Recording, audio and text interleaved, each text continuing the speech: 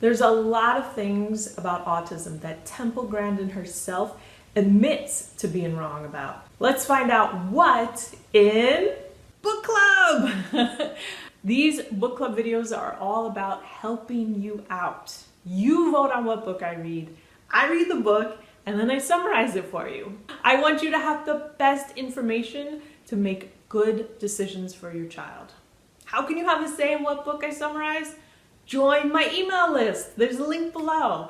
They get to vote every month on what book would be most helpful to have a summary and discussion about. So join us. There's a link below. Join my email list. And if you like these types of videos, please let me know in the comments. Also, please hit the like button and subscribe to my channel for the best science-based information about autism. Thank you for being here. And now, without further ado, this month's book club is... Temple Grandin is probably the most well-known person with autism. She has been a fantastic self-advocate. She's written many books about autism and other topics too. She's a New York Times best-selling author. She didn't speak until she was 3.5 years old. She has a master's and a PhD. She's a designer of livestock handling facilities and professor at Colorado State University. So this month's book club is all about the autistic brain, and that's a book that she wrote. So first part is that she wrote Thinking in Pictures in 1995. And she says here, I'll quote her, "I mistakenly thought that everyone on the autism spectrum was a photorealistic visual thinker like me. When I started interviewing other people about how they recalled information, I realized I was wrong." She now goes on to say what she believes. So she says, "I theorized that there were 3 types of specialized thinking, and I was ecstatic when I found several research studies that verified my thesis. Understanding what kind of thinker you are can help you respect your limitations and, just as important, take advantage of your strengths." So she thought everyone with autism thought a particular way, and now she has revised that based on research studies, and she's saying that there are 3 ways that the autistic brain thinks. So a great quote from Temple Grandin from the book is, "Autistic brains aren't broken. My own brain isn't broken. My circuits aren't ripped apart. They just didn't grow properly. But because my brain has become fairly well known for its various peculiarities, autism researchers have contacted me over the years to ask permission to put me in this scanner or that, and I'm usually happy to oblige. As a result of these studies, I've learned a lot about the inner workings of my own brain." And she does go into a lot about different scans that she's had on her brain, how her brain is particularly connected, areas that are larger than, let's say, the normal brain. I hate using that kind of phrase because what brain is really normal? But she has this complete understanding of how her brain has grown and what it is. So a lot of times that she reads research studies, she relates it back to her own brain just because she has such a quantification of how her brain has grown. So if you're interested in learning more about how Temple Grandin's brain is, then this definitely is the book for you. This one section that she writes about the natural development between the ages of 1 and 2 of the brain and babbling, many times my clients, their children go through a phase like this. When speaking is difficult, we start addressing a lot of different health issues, then they have this kind of almost babbling stage that they didn't go through when they were a child in the normal developmental phase. So it's really great that it's discussed here. It's not discussed in the terms of when someone is improving their health, when someone is catching up developmentally. But it's really important to link these 2 together, because a lot of times parents wonder when their children are starting to get healthier and they're catching up developmentally, they wonder, this is kind of weird for, let's say, an 11-year-old to be babbling. But a lot of times children are going through different developmental stages as they catch up, just much later in life than typical. Okay, let me read this. So between birth and the age of 1, infants engage in 2 activities that developmental researchers call verbal babbling and motor babbling. Verbal babbling refers to the familiar act of babies making noises to hear what they sound like. Similarly, motor babbling refers to actions such as waving a hand just to watch it move. During this period when babies are figuring out how to engage with the world, their brains are actually building connections to make that engagement possible. During verbal babbling, fibers are growing to make the connection between what you are hearing and what you are saying, parts of the brain. During motor babbling, fibers are growing to make the connection between what you are seeing and what you are doing, parts of the brain. So these areas of the brain, right, for speaking, we all think, oh, we just kind of take it for granted. But there are many different areas of the brain that have to function synergistically for speech to be purposeful and functional and for it to evolve more into communication, not just using words. So she goes on further to write, then between the ages of 1 and 2, children reach a stage where they can say single words. What's happening in the child's brain at this point is that fibers are forming an interlink between those 2 fiber systems that were connected during the verbal and motor babbling period.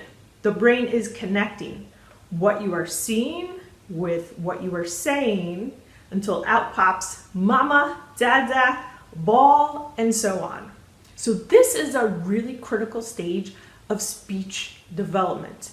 And many times we want our kids to talk, right? I mean, I totally get that.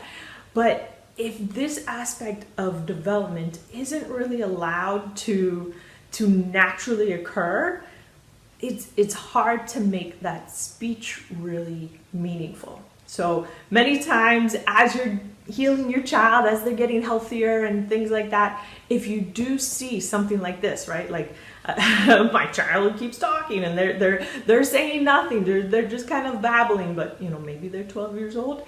That's okay. The brain is starting to make all these connections. And with neuroplasticity, we don't have to be so concerned that if a developmental phase was missed, it's like gone forever.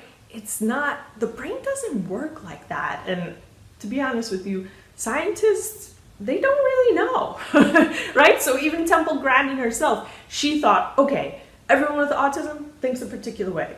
Turns out they don't. So trust your intuition as your child is doing certain things. And you might see your child start to babble and be like, wait, that seems like that's what they should have been doing when they were 1.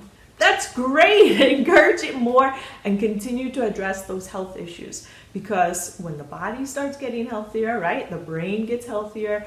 And this is also how learning becomes a lot easier for a child, because all these areas of the brain, you want them to be well developed so that what they see and what they say comes out effortlessly. Here, Temple Grandin talks about researchers. So she says, if researchers want to know what it's like to be one of the many people who live in an alternate sensory reality, they're going to have to ask them.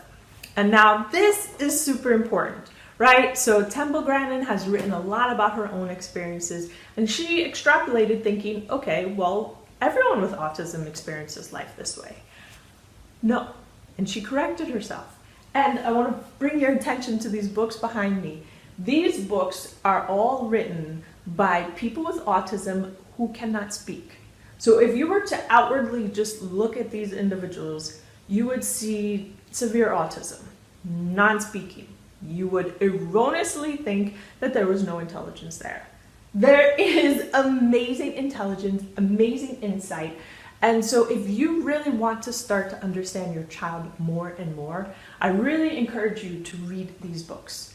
Try to understand autism from different points of view of people who have it and who can explain why are they doing certain things. Why are sensory issues such an issue? What does it feel like when you go into, Walmart, right? And you have the fluorescent lights? How does that bother you? If you understand it more and more, you can then really come up with a great solution. And I will say Temple Grandin has a great section in this book here where she has even a table of the different sensory issues, you know, what the issues are, and then solutions for them. Yeah, it's on page 95, and she has a breakdown of visual processing problems and practical tips, right? We all love practical tips. She has auditory processing problems and practical tips, touch and tactile sensitivity, and obviously with tips, and then olfactory and taste sensitivity. And so remember, the brain is developing differently, right? So that might mean different areas are hypersensitive, undersensitive. You can't generalize that everyone with autism will experience something the same way. It just, I don't know, it just doesn't even make sense to think that that it's universal like that. So really understanding your own child is so important so that you can work around things. Okay, so the 3 ways that she feels people with autism think: picture thinkers, pattern thinkers, and word fact thinkers. She goes into it in her book and discusses and gives some specific direction as to, you know, the way people think. And this is really good if you're trying to figure out what's the best way to educate my child. How does my child learn? How can we help them to excel in school, right? Your child is smart, beyond smart. It's amazing how smart your child with autism is.